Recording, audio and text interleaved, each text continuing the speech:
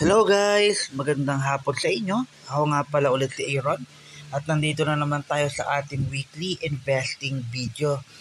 So ngayon guys, ito pala yung isa lang tong quick recap ng ating video for April 29 kasi nabura yung original video, no. So makapansin nyo ito, 2,500 yung binili ko na Mary Mart tsaka Sirtec. Itong Sirtec na nakalimutan ko lang siyang i-buy, no. So, tig 2,500 siya. Okay, yung 5,000 allocation natin for April 29, 2,500 sa Sirtec, 2,500 sa Merrimart. Okay?